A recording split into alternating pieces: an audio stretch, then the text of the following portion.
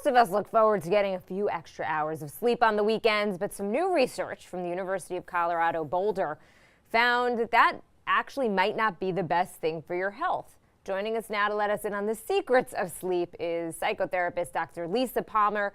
Dr. Palmer, thank you for joining us. We appreciate your time. Good morning. Thank you for having me. Okay, so sleeping in on the weekend feels so good, but is it worth it in the long run?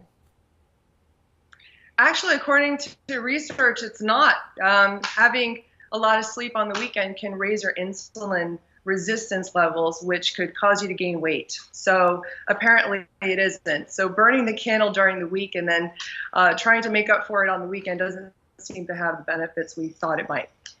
Okay, so any other way that it could be detrimental to your health besides, as you said, about the insulin? And are there any benefits, though, to possibly sleeping a little bit late on the weekends? It definitely has temporary benefits. Sleeping always has some good benefits. But again, when we have insulin insensitivity and we tend to eat more and we'll gain weight, it's not so great. We definitely want to balance our lives, balance our schedule, balance our sleeping schedule. Sleeping about 7 to 8 hours a night is definitely recommended, and sticking to that schedule. Okay, so what if you are, though, staying up later than your normal bedtime, which a lot of people do on the weekends? They go out late. Should they still be waking up the next morning as usual, kind of where they wake up during the week, and forego some sleep? Or is it okay to proportionately at least sleep a bit later? I think it's great to sleep a bit later, but research is saying that if you're not getting enough sleep during the week and you're trying to make up for it a lot on the weekend, that it's just not good for you. We want to try to regulate, because when we sleep, we rest and digest. So how much we sleep is important, but the dosing of how we sleep is just as important, so that we're getting the rest that we need on a daily basis to help us balance our lives and our bodies. All right, so in a perfect world, and we don't really live in perfect worlds, right? But what is the ideal sleep schedule? 7 to 8 hours a night. You know, a lot of people work a 9 to 5 job, so they're not able to get a great night's sleep. They're going to bed really late, waking up really early in the morning. But set a timer and just set boundaries and shut off your social media and shut off your computers and just say, hey, I'm going to go to bed and it's time for me to sleep, and tell all your friends to stop calling you, and you know, just set those boundaries and set that sleep schedule for yourself. So 7 to 8 hours a night. So is it always good, though, to sleep at the same 7 to 8 hours?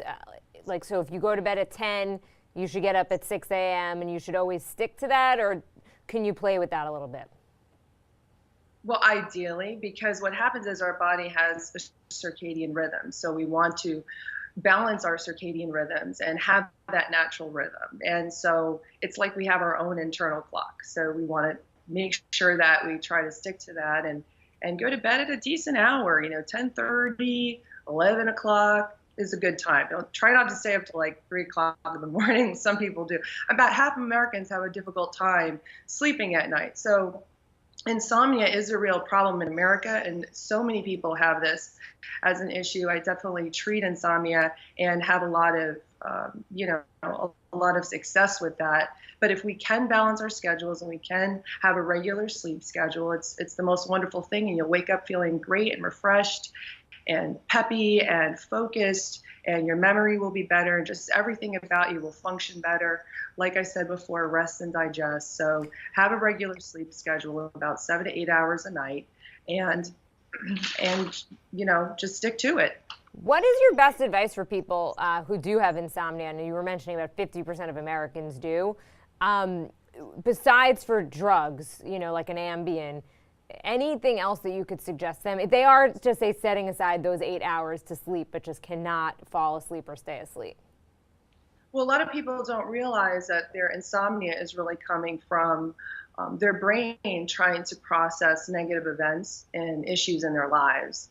And so, unfortunately, a lot of people are staying up at night, not able to sleep. But when their PTSD is fully healed, we find that they are able to sleep better at night.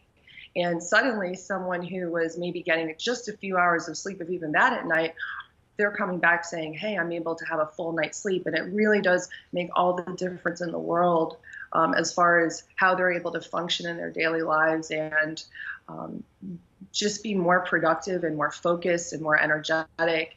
But when we resolve those PTSD symptoms, we feel so much better, and that insomnia is healed. And I see it with hundreds and thousands of patients that I have treated that this is the case.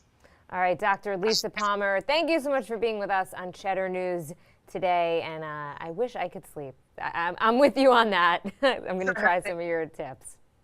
Yes, absolutely.